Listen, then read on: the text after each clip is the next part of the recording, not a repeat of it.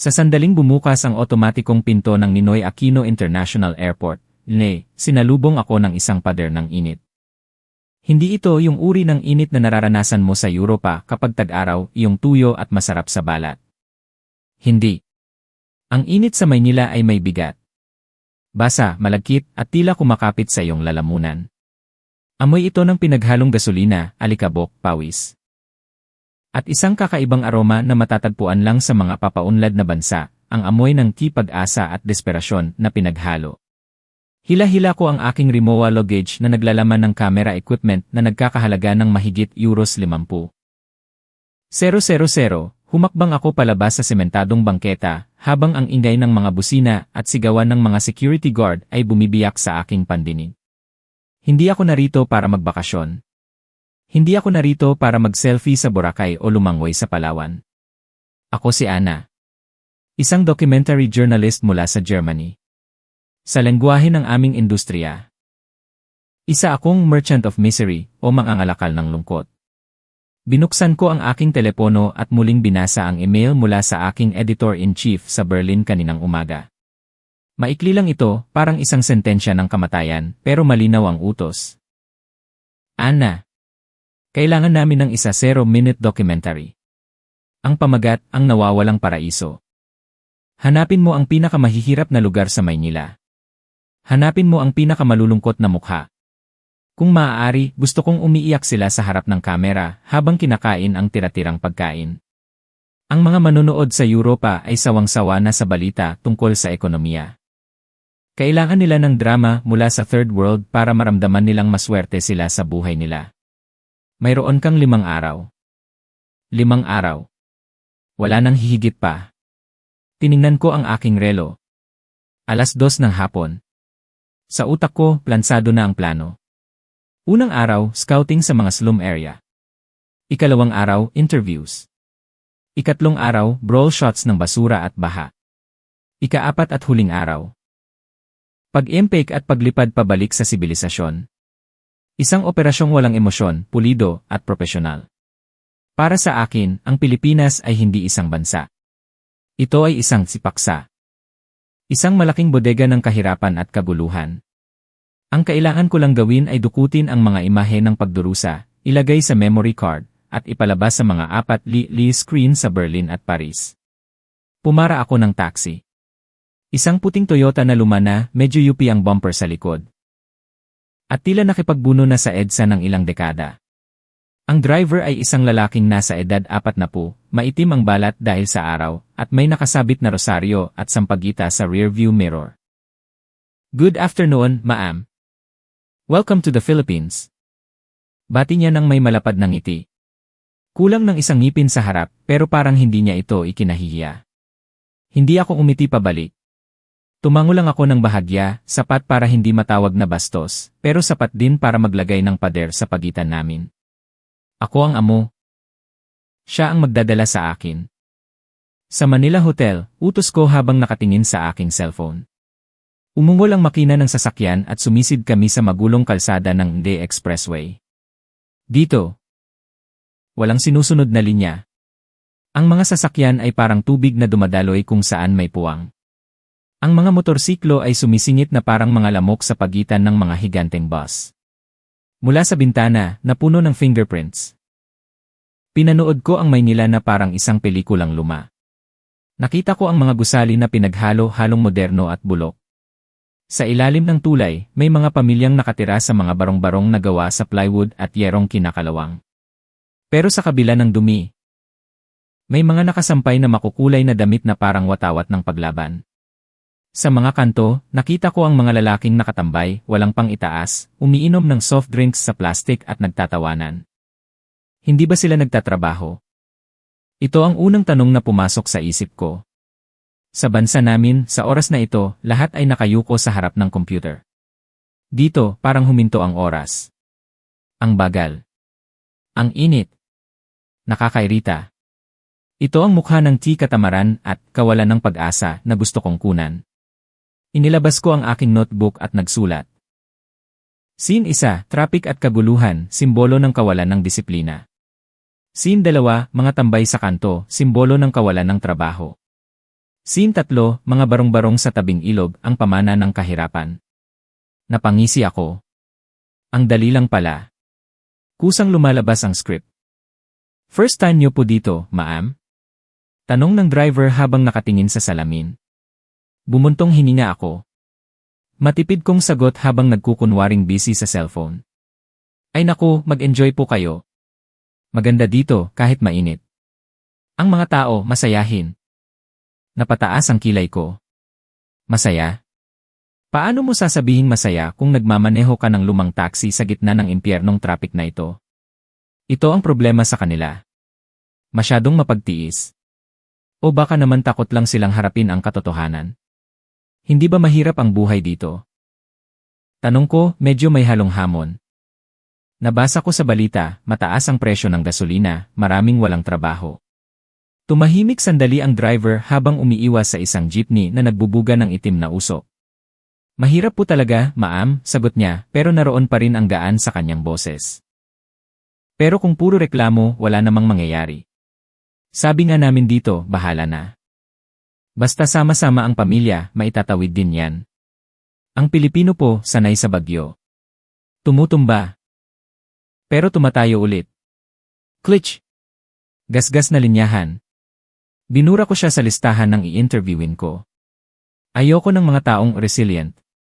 Gusto ko ng mga taong galit. Gusto ko ng sigaw. Gusto ko ng luha. Huminto ang sasakyan sa harap ng Manila Hotel. Isa itong ibang mundo. Ang grandiosong lobby na may aircon at chandeliers ay parang langit kumpara sa impyerno sa labas. Sinalubong ako ng mga guard na naka-uniforme at yumukod. Binayaran ko ang taxi. Keep the change. Sabi ko. Salamat po, ma'am. God bless you. Sigaw ng driver. Hindi ko na siya nilingon. Pumasok na ako sa aking sanctuary. Nang gabing iyon, hindi ako makatulog. Mula sa bintana ng aking kwarto sa ika-8 palapag, tanaw ko ang intramuros at ang pantalan. Ang mga ilaw ng mga barko at kalsada ay parang mga bituin sa lupa. Pero alam ko, sa ibaba ng mga ilaw na yon may kadilimang naghihintay. Bukas, pupunta ako sa Tondo. Sa Smoky Mountain. Doon, kung saan sinasabing pinakamahirap sa lahat. Dudukutin ko ang kanilang pighati gamit ang aking lens. Kailangan nila ako. Kailangan nilang marinig ng mundo ang boses nila. Ito ang kasinungalingang sinasabi naming mga journalist sa sarili namin para makatulog sa gabi. Pero ang totoo, ako ay isang buitre na naghihintay sa kanilang pagbagsak. Hindi ko alam na sa Tondo.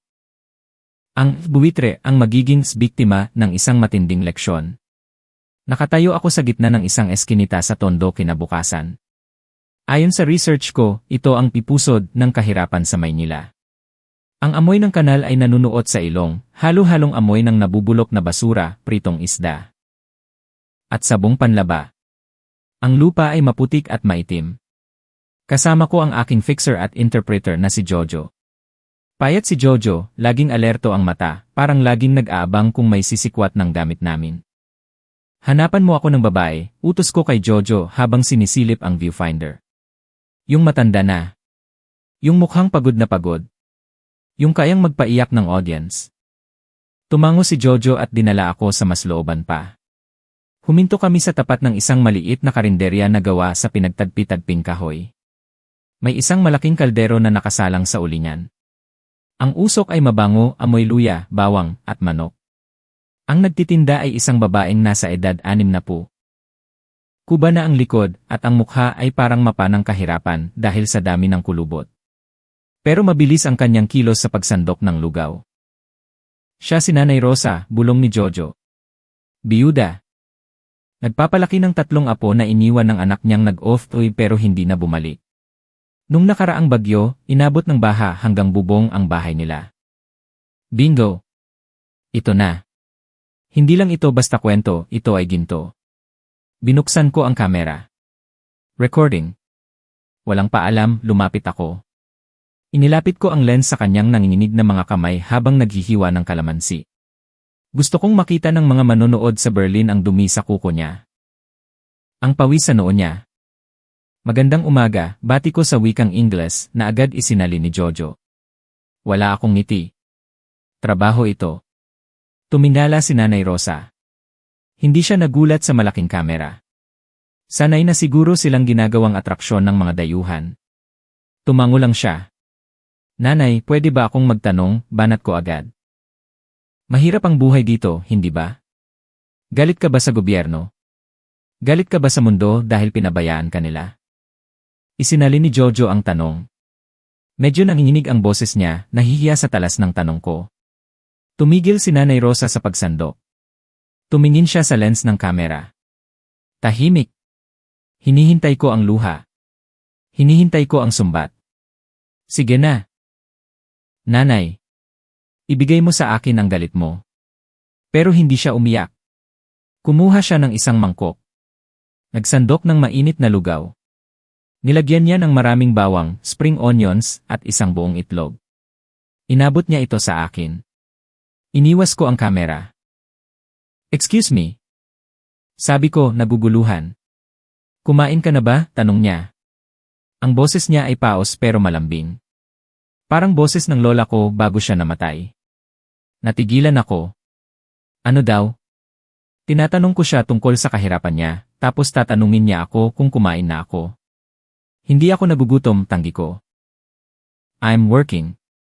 Pakisagot na lang ang tanong. Kumain ka muna, putol niya sa akin. Ngayon, boses nanay na ang gamit niya. Ang putla-putla mo, ineng.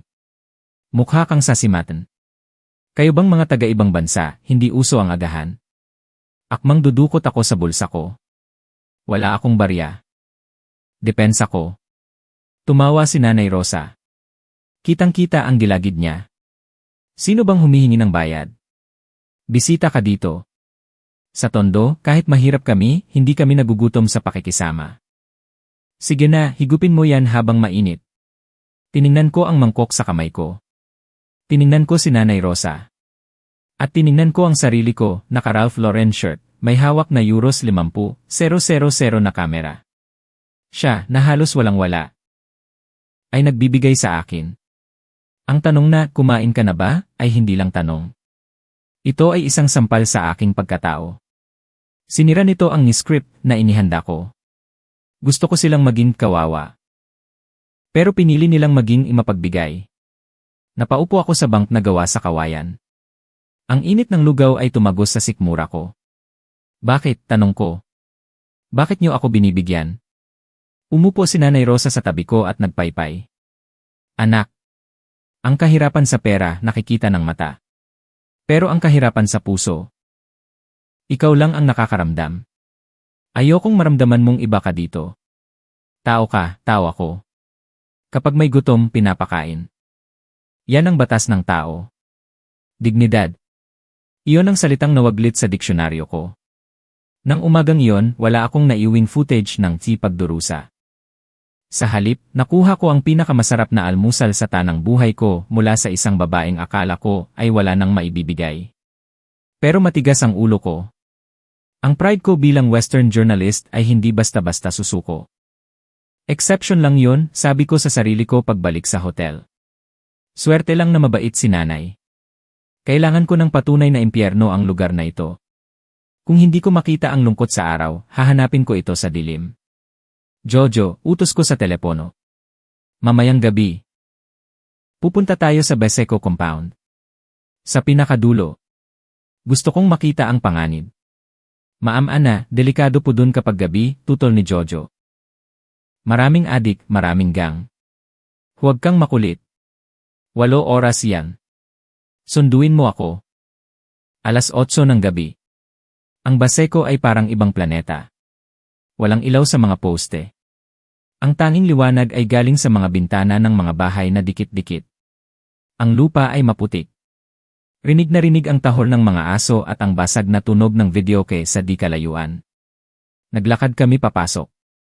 Kinabahan si Jojo. Ako. Pinapagana ko ang tapang-tapangan. Biglang may umugong na mga motor.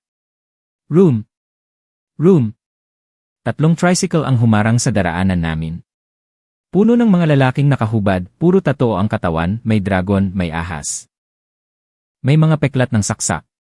Ang mga mata nila ay mapupula. Amoy alak. Ito na. Ito na ang hinahanap ko. Fear. Hold up. O baka mas malala pa. Hinawakan ko ng mahigpit ang tripod ko, handang ipalo. Si Jojo nagtago sa likod ko. Pera. May pera ako. Nanginginig kong sabi. Bumaba ang isang lalaking may tatoo ng krus sa leg. Malaki ang katawan niya. Lumapit siya sa akin. Pumikit ako. Ma'am. Sister. Dumilat ako. Hindi siya nananakot. Nakangiti siya. Delikado diyan sa unahan, sabi niya sa barok na English. May riot sa kabilang kanto. Batuhan ang bote. Huwag kayo dumaan dun. Natulala ako. Ha? Hatid namin kayo, sabi ng lalaki. Sakay kayo sa tricycle. Ikot tayo sa ligtas. Nagkatinginan kami ni Jojo. Wala kaming choice. Sumakay ako sa loob ng tricycle, si Jojo sa backride. Ang mga sigain ng Baseco, na akala ko ay papatayin ako, ay naging escort ko. Habang umaandar ang tricycle, pinanood ko ang likod ng driver. Pawisan siya. Sa likod niya may tatoo na nakasulat. Mama's boy. Gusto kong matawa pero naiyak ako. Hinatid nila kami hanggang sa maliwanag na kalsada. Bumaba ako at naglabas ng isa, 000 pesos. Thank you. Pang-inom nyo. Umiling ang driver na may tatoo. Huwag na, ma'am. Okay lang. Basta ingat kayo. Bisita kayo eh. Tumalikod sila at humarurot pabalik sa dilim, tumatawa at nagkakasayahan. Iniwan nila akong nakatayo sa ilalim ng post ng ilaw, hawak ang perang walang silbi sa harap ng kanilang kabutihan. Pagbalik ko sa hotel, bumigay ang katawan ko. Marahil dahil sa init, sa pagod, o sa shock ng mga pangyayari. Nilagnat ako.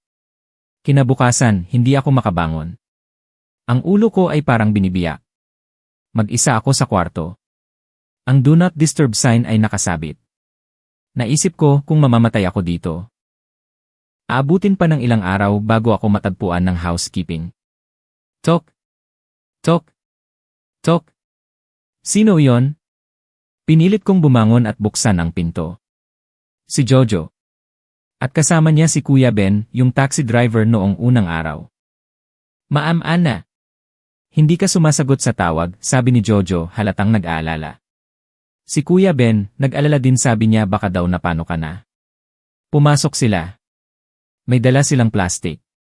Naku, ang init niyo po, ma'am, sabi ni Kuya Ben parang tatay na nag-aalala. Nagdala po ako ng arroz caldo. Luto ng misis ko. At saka ito. Inilabas niya ang isang maliit na bote na may asul na takip. White flour. Ipahid niyo po ito sa sentido at sa ilong. Mawawala ang sakit ng ulo niyo. Pinaupo nila ako sa kama. Sinandukan ng sopas. Ang lasa ng luya at manok ay parang yakap. Bigla akong humagulgol. Umiyak ako ng malakas, parang bata. Nagpanik sila. Bakit po, ma'am? Mainit ba masyado? Masakit ba? Umiling ako. Bakit? Tanong ko sa pagitan ng mga hikbi. Bakit niyo ito ginagawa? Dayuhan ako. Masungit ako. Bakit may malasakit kayo sa akin? Ngumiti si Kuya Ben. Ma'am, sa Pilipinas, kapag may sakit ang kapitbahay, dinadamayan. Kahit dayuhan ka, kapwa-tao ka pa rin. Hindi namin kayo pwedeng pabayaan. Kapwa. Iyon pala ang tawag doon. Ang paniniwala na ang ako at ikaw ay isa. Nang gabing iyon, nag-email ako sa Berlin. Subject, change of topic. Boss, mali ang kwento natin. Walang nawawalang paraiso dito. Ang nawawala ay tayo. Ang euro pa ang nawawala ng puso. Magtatagal pa ako dito. Lumipas ang mga araw. Hindi na ako naghahanap ng lungkot. Hinayaan ko na lang na dalhin ako ng agos ng Maynila. Isang araw. Nagising ako sa tunog ng drums at trompeta. Boom! Boom! Klang! Klang! Fiesta ng Santo Niño sa Tondo. Lumabas ako. Ang kalsada ay puno ng makukulay na banderitas. May mga batang sumasayaw na nakasuot ng ati-atihan costume. Ang mga mesa ay nakalatag sa kalsada, puno ng lechon, lumpia, spaghetti. At menudo. Nakita ko si Nanay Rosa. Ang babaeng nagtitinda ng lugaw. Ngayon, nakasuot siya ng magandang bestida. Ang dami niyang handa. Nanay. Bati ko. Ang dami niyo pong pagkain. Saan galing ang pera niyo? Alam kong maliit lang ang kita niya sa lugaw. Paano niya ito na-afford? Tumawa si Nanay Rosa habang inaabutan ako ng plato ng lechon. Inipon ko ito ng 1 taon, anak. Para kay Santo Niño. Para sa pasasalamat. Pero nanay, tutol ng European logic ko. 1 taong ipon, ubusin niyo sa 1 araw. Paano ang bukas? Paano kung magkasakit kayo? Tumingin siya sa akin ng seryoso pero nakangiti. Anak, ang pera, kikitain ulit yan. Pero ang pasasalamat at ang pagsasama-sama, minsan lang yan. Sa Europa, nag-ipon kayo para sa retirement. Dito, nag-ipon kami para sa alaala. Kapag namatay ako, hindi ko madadala ang pera. Pero ang saya ng mga kapitbahay ko, yan ang baon ko sa langit. Natulala ako. Sino ang mas mayaman? Akong may insurance at pension plan pero mag-isa. O si Nanay Rosa na walang pera bukas pero hari ng kalsada ngayon? Huling araw ko na sana. Pero pinunit ko ang tiket ko pabalik. Nasa Quiapo Church ako. Bayernes. Siksikan. Mainit. Amoy pawis at kandila. Sa tabi ko may isang turistang Amerikano. Nakamask, may hawak na alcohol spray. Jesus, it's so dirty here, reklamo niya sa kasama niya. Look at the people walking barefoot. So unhygienic. Tiningnan ko siya. Nakita ko ang sarili ko 3 linggo na ang nakakaraan. Nilapitan ko siya. Excuse me, sabi ko. Tumingin siya. Yes? Alisin mo ang sapatos mo, sabi ko. What? Alisin mo ang sapatos mo at damhin mo ang lupa. Madumi. Pero mainit. Buhay. Turo ko sa mga deboto na nakaluhod, nagpupunas ng panyo sa imahe ng Nazareno. Hindi dumi ang nakikita mo kundi pagmamahal. Kung hindi mo kayang makita yon, umuwi ka na. Iniwan ko siyang tulala. Lumabas ako ng simbahan. Sinalubong ako ni Kuya Ben at Jojo. Wala na akong dalang kamera. Ibinenta ko na. Ang pera, ibinigay ko sa feeding program sa Baseco. Saan tayo, Maam Ana? Tanong ni Kuya Ben. Huwag mo na akong tawaging Maam, sagot ko habang sumasakay sa taxi. Ana na lang. At, tara, kumain tayo ng Perez. Gutom na ako. Umandar ang taxi palayo sa simbahan, tinatahak ang magulo, maingay, pero punong-puno ng pag-ibig na kalsada ng Maynila. Hindi ko nakuha ang kwentong gusto ng boss ko. Pero nahanap ko ang sarili ko. At sa wakas, nauunawaan ko na. Ang Pilipinas ay hindi isang bansang kailangang ayusin o kaawaan. Ito ay isang bansang kailangang maramdaman.